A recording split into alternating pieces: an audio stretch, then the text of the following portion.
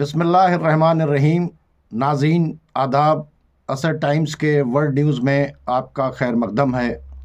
नाज़रीन, जैसा कि आप जानते हैं कि आज हिज़्बुल्लाह और इज़राइल के बीच एक सीज़ फायर हुआ और ये 60 दिनों का सीज़ फायर जो है, इसको अमेरिका, फ्रांस, जर्मन और बहुत से ममालिक ने कोशिश करके इस सीज़ फायर को करवाया।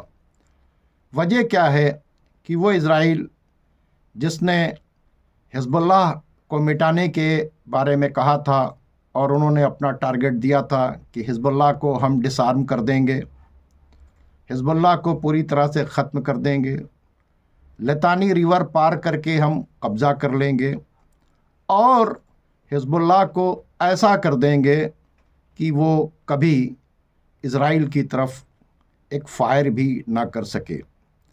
तो जितनी कंडीशंस इज़राइल ने रखी थी और जिस ताकत तो गुरूर के साथ में उसने अपनी फ़ौजों को लेबनान के अंदर दाखिल करने की कोशिश की थी, उन सब में वो नाकाम रहा। और जैसा कि आप जानते हैं कि 2006 में भी इज़राइल को ये डिफ़ीट हुई थी और इज़राइल ने ख़ुद सुलह की पेशकश की थी। इस बार भी सुलह की पेशकश किसी और ने नहीं की, बल्कि ये सुलह की पेशकश जो है वो इज़राइल के तरफ से आई, जिसे हिज़्बुल्लाह ने कबूल कर लिया। और हिज़्बुल्लाह के कबूल करने की वजह भी एक बहुत ही बेसिक थी। वो बेसिक वजह ये है कि लेबनान, जिसे आप अच्छी तरह से जानते हैं कि लेबनान पर हिज़्बुल्लाह की हुकूमत नहीं है, बल्कि एक जॉइंट हुकूमत चलती है जिसमें हिज़्बुल्लाह भी एक पार्टी है। वहाँ पर 3 तरह के लोग हैं, क्रिश्चियन हैं, अहले सुन्नत हैं और शिया हैं। हिज़्बुल्लाह का ताल्लुक़ शिया कम्युनिटी से है। अब इज़राइल की लगातार बेरूत के ऊपर बमबारी की वजह से, लेबनान के दूसरे शहरों पर बमबारी करने की वजह से एक तरफ इन पर प्रेशर था हिज़्बुल्लाह के पर कि आप सीज़ फायर कर लें, तो जाहिर सी बात है कि लेबनान के अंदर अकेले अगर हिज़्बुल्लाह की हुकूमत होती तो ये कभी भी सीज़ फायर नहीं होता। फिर भी सीज़ फायर का प्रपोज़ल लेबनान के तरफ से नहीं रखा गया, बल्कि सीज़ फायर का प्रपोज़ल जो है वो इज़राइल के तरफ से आया। और इज़राइल के तरफ से इसलिए आया कि एक तरफ तो नॉर्थ इज़राइल को पूरी तरीके से हिज़्बुल्लाह ने अपने हमले से खाली करा दिया। लाखों लोग जो है वो वहाँ से वापस चले गए और तकरीबन 7,000 मिलिट्री की व्हीकल्स जो थी वो बर्बाद हुए। तकरीबन जो है 60 मरकावा टैंक बर्बाद किए गए और 9,000 इमारतें जो इज़राइल के बॉर्डर के ऊपर थीं वो पूरी तरीके से बर्बाद हुई। लाखों लोग जो है अपने अपने घर को छोड़कर उन्हें जाना पड़ा। इतना ही नहीं कि बॉर्डर का ये हाल था, बल्कि तेल अबीब का भी यही हाल हुआ, हैफा का भी ये हाल हुआ, क्रियात शमुना का भी ये हाल हुआ, एकर शहर का भी ये हाल हुआ, इस तरह गोलानी हाइट्स का ये हाल रहा। तो इस तरह से हर जगह इतने हमले किए कि इज़राइल की सड़कों के ऊपर बाकायदा तौर के ऊपर इज़राइलियों ने जुलूस निकाला और बेंजामिन नेतन्याहू को प्रेशर बिल्टअप किया और प्रेशर बिल्टअप करके कहा कि तुम जीत नहीं सकते, तुम सुलह करो। और हिज़्बुल्लाह के हमले जो हैं वो हमारी ज़िंदगी को चौपट किए हुए हैं। हम कब तक बंकर्स में रहें, कब तक हम सायरन्स की आवाज़ सुनते रहें। तो हिज़्बुल्लाह ने इस बार इज़राइल का वो हाल किया कि इज़राइल की आवाम ने ही अपनी सरकार के ऊपर ज़बरदस्त प्रेशर बिल्टअप किया और उसके बाद काफ़ी प्रेशर के बाद हिज़्बुल्लाह ने इस सीज़ फायर को 2 महीने के कबूल किया। तो इस पे अगर तज्जिया किया जाए और एनालिसिस किया जाए तो ये प्रपोज़ल हिज़्बुल्लाह के तरफ से नहीं गया कि हम सीज़ फायर करना चाहते हैं, बल्कि ये प्रपोज़ल इज़राइल की तरफ से आया कि वो सीज़ फायर चाहता है। वजह क्या कि इज़राइल की हुकूमत जो है वो पूरी तरीके से कमज़ोर हो गई। उसका आयरन डोम सिस्टम, उसके टैंक, उसका डेविड सिलिंग, उसके ड्रोन, कीमती ड्रोन, यहाँ तक कि वो उसका बहुत बड़ा बैलून जो पूरी तरीके से जासूसी करता था, उसका रडार सिस्टम, उसके जासूसी के तमाम आलात, उसकी मिलिट्री बेसेस, उसकी जो बहुत बड़ी जो गुलानी ब्रिगेड थी, जो एलीट ब्रिगेड कहलाती थी, उसको पूरी तरीके से हिजबुल्लाह ने इस तरह से हमले किए कि वो सब मजबूर हो गए। यहाँ तक कि जो लोग गए वापस, वो वापस आने के लिए नहीं तैयार हुए कि फ़ौज के अंदर दोबारा आएंगे। और लाखों लोगों ने शहर छोड़ दिया और कहा कि अब ये जगह हमारे रहने के लायक नहीं है। अब वो जो सेटलमेंट को लोगों को ले जाकर वहाँ पर आबाद करते थे, अब वो भी पूरी तरीके से जो है उन्होंने भी इनकार कर दिया है कि हम यहाँ के ऊपर नहीं रहेंगे। तो नाज़रीन, ये वो अपडेट्स थी कि जिसके वजह से जो है ये सुलह हुई। और ये जो सीज़ फायर है, इसमें अगर देखा जाए तो नुकसान जो है वो पूरी तरीके से इज़राइल को ही उठाना पड़ा। इज़राइल की कमर टूट गई और इज़राइल की जो अपनी वो थी, एक शख्सियत थी पूरी दुनिया के अंदर, वो टोटल तरीके से ख़त्म हो गई। नाज़रीन, ये जो आप देख रहे हैं कि लोग सोच रहे होंगे कि भाई ये सुलह का, और आप ये देखिएगा कि अभी बहुत जल्द जो है गज़ा के अंदर भी सुलह होगी, क्योंकि अब ये तमाम ताकतें जो हैं वो अपने अपने तरीके से गज़ा के ऊपर भी प्रेशर बिल्टअप करेंगी। क्योंकि अब ये सुलह किसी और वजह से नहीं हुई, ये जंग चल रही थी अमेरिका की वजह से, और अमेरिका ने ही प्रेशराइज किया। चूँकि इंटरनेशनल क्रिमिनल कोर्ट के वारंट आने के बाद और पूरी तरीके से ये बात की अब इज़राइल के बेंजामिन नेतन्याहू या उनका क्या नाम है डिफेंस मिनिस्टर कहीं जाएगा तो उसे अरेस्ट किया जाएगा, तो चारों तरफ से अमेरिका के लिए भी एक बड़ी प्रॉब्लम खड़ी हो रही थी। और जैसा कि यूक्रेन के अंदर जो जंग छिड़ने वाली है और जहां अमेरिका पूरी तरीके से इन्वॉल्व हो रहा है, तो अमेरिका का वो सपोर्ट जो इज़राइल को वो लगातार दे रहा था, वो यहाँ पर नहीं दे पाएगा, जिसके वजह से उसने इस सीज़ फायर को रखा।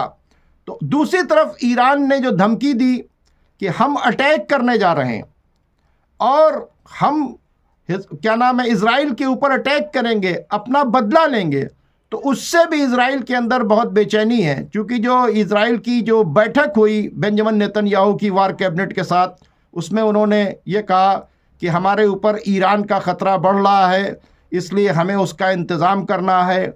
हमारे हथियार जो हैं वो क्या तकरीबन जो हैं मतलब कम हो गए हैं, हमारे हथियार कम हो गए हैं और हमें अपने हथियारों को फिर से इकट्ठा करना है। और हमारी फ़ौजें जो हैं वो लड़ते लड़ते अब थक गई हैं, इसलिए हमको फिर से उनको जो है रीग्रुप करना है। और पूरे तरीके से उन्होंने ये बातचीत की। तो बेंजामिन नेतन्याहू का ये एक्सेप्ट करना कि उसकी फ़ौजें थक चुकी हैं, बेंजामिन नेतन्याहू का ये एक्सेप्ट करना कि उसके पास हथियार जो हैं उनकी कमी हो रही है, बेंजामिन नेतन्याहू का ये एक्सेप्ट करना कि उसके ऊपर ईरान का ख़तरा बढ़ रहा है, तो ये खुद बताता है कि बेंजामिन नेतन्याहू ने इस सुलह को क्यों किया और इस सुलह के प्रपोज़ल को क्यों एक्सेप्ट किया।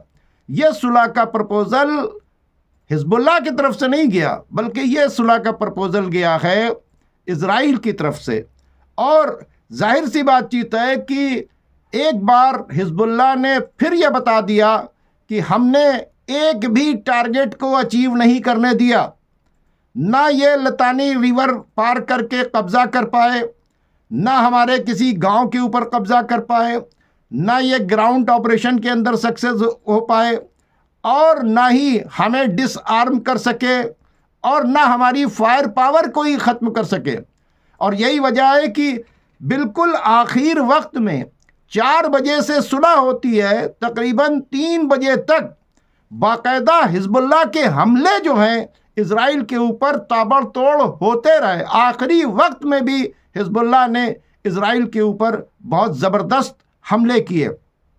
तो नाज़रीन, अब इसके बाद जो बातें आ रही हैं कि बहुत जल्द जो है अब गज़ा की सीज़ फायर की भी बात होने लगी है।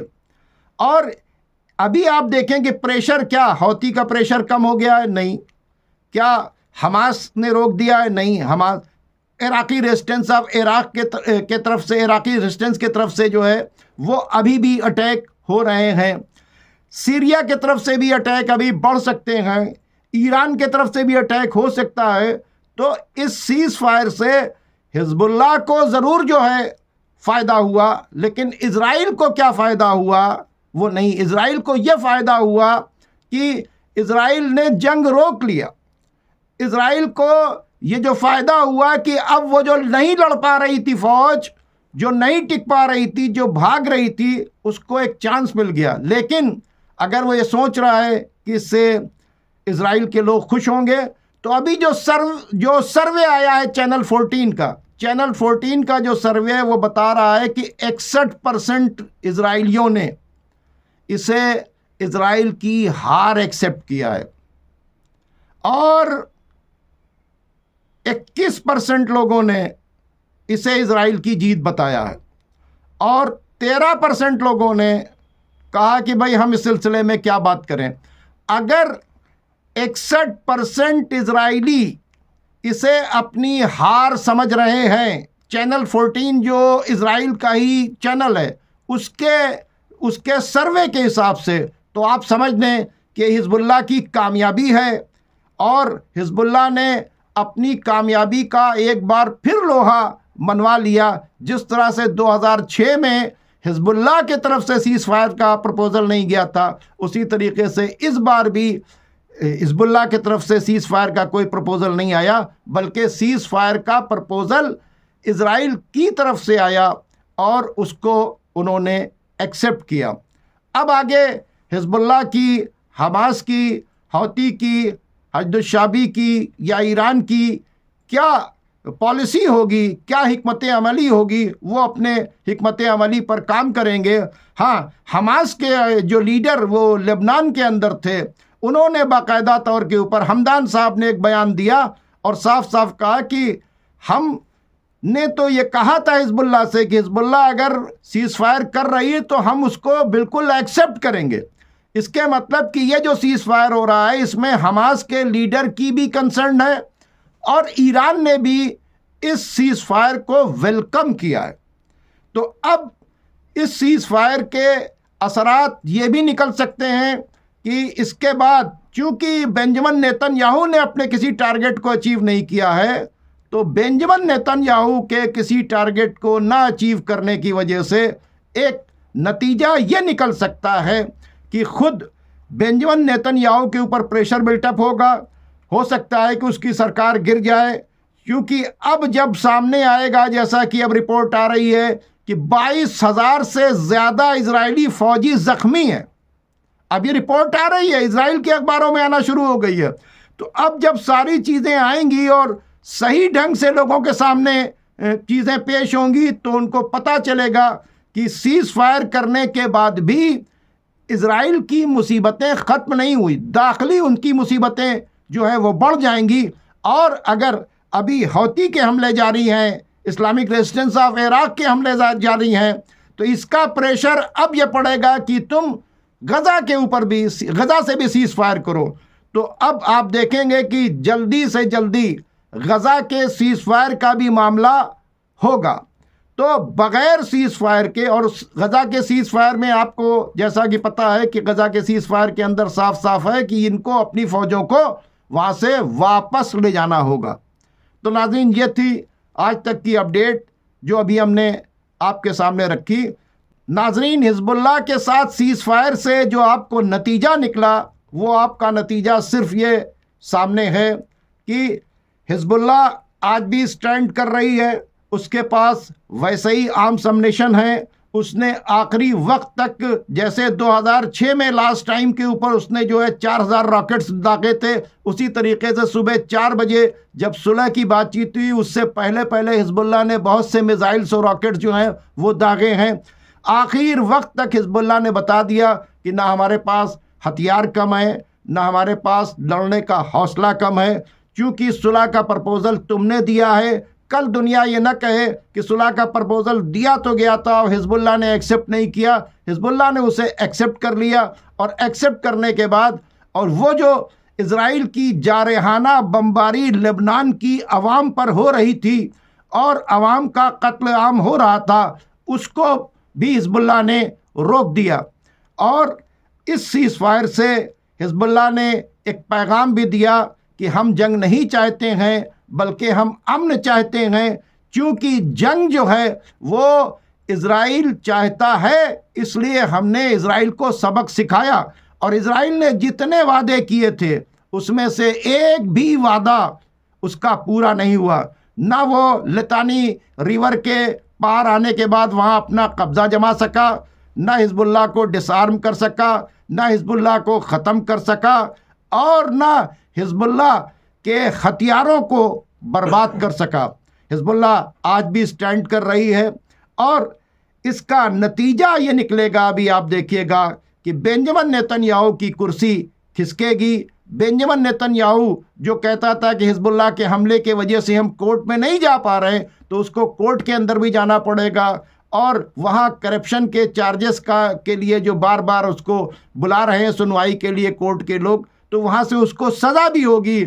और जिस तरह की बर्बादी हुई है, अब इज़राइल की पब्लिक पूछेगी कि ना तुम हमको सिक्योर कर सके, ना तुम्हारा डिफेंस सिस्टम हमें बचा सका, तुमने हमारी ज़िंदगी जो है दूभर कर दी। तुमने इस जंग को छेड़ने के बाद जो है इज़राइल को कुछ दिया नहीं, बल्कि इज़राइल की इमेज को पूरी दुनिया के अंदर बर्बाद कर दिया। तो नाज़रीन, ये था जो इस सीज़ फायर के बारे में जो मैंने आपको बातें बताई। आगे आप देखें कि इस सीज़ फायर के रिज़ल्ट्स बहुत अच्छे निकलेंगे, और उम्मीद ये है कि बहुत जल्द गज़ा का सीज़ फायर भी होगा।